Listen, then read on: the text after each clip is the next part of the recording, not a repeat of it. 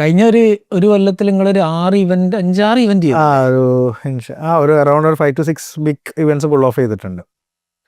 അത് completely event എന്നല്ല, like maybe ചിലത് ഓൺലി ഇവന്റാ, ചിലത് ടോട്ടൽ ഇവന്റ് എന്ന് പറയുമ്പോൾ എന്താ വെച്ചാൽ തെറ്റിദ്ധരിക്കരുത് കേട്ടോ. അതൊരു പരിപാടി മാത്രം നടത്തി പോവാന്നല്ല.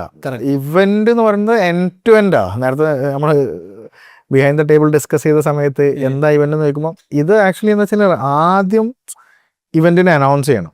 അപ്പം അനൗൺസ് ചെയ്ത് കഴിഞ്ഞ് കഴിഞ്ഞാൽ പിന്നെ അത് ഡിജിറ്റലി അനൗൺസ് ചെയ്യാം, ഔട്ട്ഡോർ പിന്നെ അല്ലാതെ അനൗൺസ് ചെയ്യാം, ഇൻ ടേംസ് ഓഫ് ഔട്ട്ഡോറിൽ അനൗൺസ്. അപ്പോൾ ഇതിനെന്താ വെച്ചാൽ മാർക്കറ്റ് ചെയ്യണം, ആളുകളിലേക്ക് എത്തണം, ആളുകൾ വരണം.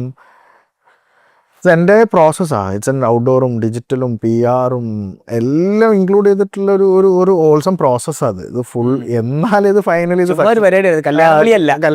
കല്യാണത്തിന് പറഞ്ഞു കഴിഞ്ഞാൽ കുടുംബക്കാരാണ്, നാട്ടുകാരാണ്, വീട്ടുകാരാണ് കല്യാണം എന്ന് പറഞ്ഞു കഴിഞ്ഞാൽ വരും. ഇവിടെ ഇവരെ ആൾക്കാർ എന്തിനു പോകണം, ഏതിന് പോകണം, എൻ്റെ പേഴ്സണൽ സമയം എന്തിനു സ്പെൻഡ് ചെയ്യണം. ഇപ്പോൾ നമുക്കെല്ലാവർക്കും ഏറ്റവും ഭയങ്കര വാല്യുബിൾ ആണ്. ഇപ്പം ഏറ്റവും ആൾക്കാർക്ക് ഇല്ലാത്ത സാധനമാണ് സമയം. കറക്റ്റ്. അപ്പോൾ നമ്മുടെ പേഴ്സണൽ ടൈം മാറ്റി വെച്ച് 2 മണിക്കൂറോ 3 മണിക്കൂറോ 4 മണിക്കൂറോ അല്ലെങ്കിൽ ഹാഫ് ഡേ ഒരു ഫുൾ ഡേ മാറ്റി വെച്ച് ഒരു ഇവന്റിന് പോകണം എന്നുണ്ടെങ്കിൽ ദർ ബി സ്പെസിഫിക് പേർപ്പസ് ഉണ്ടാവും.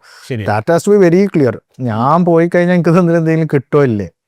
അപ്പം ഞങ്ങൾ ഈ പറഞ്ഞ മാതിരി കഴിഞ്ഞ പ്രാവശ്യം ഫസ്റ്റ് ഈ കൊല്ലം കഴിഞ്ഞ വർഷത്തെ സ്കെയിലപ്പ് ആയിരുന്നു നമ്മളുടെ ഒരു കിക്ക് സ്റ്റാർട്ട് എന്ന് പറഞ്ഞത്. പെരുന്തൽമണ്ണ. അപ്പോൾ ആ ഒരു ടോട്ടൽ ഒരു 360 ഡിഗ്രിയിൽ നമ്മളൊരു ഇവന്റിനെ അപ്രോച്ച് ചെയ്ത സാധനം സ്കെയിലപ്പ് ആയിരുന്നു. റൈറ്റ് ഫ്രം അതിൻ്റെ പേരിടുന്ന സ്കെയിലപ്പ് രജികാന്തപുരം MLA ഒരു ഇനീഷ്യേറ്റീവ് ആയിരുന്നു. അപ്പം അവരൊരു ഓൺടർപ്രണേഴ്സിനെ സപ്പോർട്ട് ചെയ്യണം, യങ്സ്റ്റേഴ്സിനെ സപ്പോർട്ട് ചെയ്യണം. നാട്ടിൽ കുറേ സ്റ്റാർട്ടപ്പ് കൾച്ചർ ഉണ്ട്, പക്ഷെ ആർക്കും അറിയില്ല എങ്ങോട്ടേക്ക് പോകണം, ആരുടെ മെൻറ്ററിങ് കിട്ടുക, ആരുടെ ഫണ്ട് കിട്ടുക. ആ ഒരു വലിയൊരു സ്പേസ് വേക്കമായിരുന്നു. Nobody has not been addressed. അപ്പോൾ ആ ഒരു സാധനം മലബാറിൽ അഡ്രസ്സ് ചെയ്യാൻ വേണ്ടിയിട്ട് when you have taken up initiative നമ്മളതിൻ്റെ പാർട്ടായി. പിന്നെ ഞാൻ മുമ്പ് ഒരു 2014 ഞാൻ ചോദിക്കണതിൻ്റെയൊക്കെ മുമ്പ് ഒരു 2014 EC എന്ന് പറഞ്ഞിട്ടൊരു സമിറ്റ് ചെയ്തിട്ടുണ്ട്, entrepreneurs aspirant summit four youth എന്ന് പറഞ്ഞിട്ട്. അത് എനിക്കൊന്ന് മഞ്ചേരി നമ്മളെ നാട്ടിൽ അതൊരു ഞാനൊരു പേഴ്സണൽ ഇൻട്രസ്റ്റിൽ ചെയ്തത്. നമ്മൾ 2-3 co-foundersനെയും കൂട്ടി. അത് ആക്ച്വലി 2014 ബെഞ്ച് മാർക്ക് സ്കൂളിൽ നമ്മളെ സ്കൂളിൽ PR മെട്രോ വില്ലേജിൽ വെച്ച് നടത്തിയത്. സോ അത് എനിക്ക് തോന്നുന്നു ഒരു 2000-2500 3000-ഓളം പാർട്ടിസിപ്പേഷൻസ് ഉണ്ടായിരുന്നു. 2 ഡേ ഇവൻ്റ് ആയിരുന്നു. ഒരു 10-60ഓളം കമ്പനീസിനെ സ്റ്റാർട്ടപ്പ് വില്ലേജിൽ നിന്ന് നമ്മൾ ബസ്സൊക്കെ ഇട്ടിട്ട് പിന്നെ ഇങ്ങോട്ടേക്ക് കൊടുന്നു.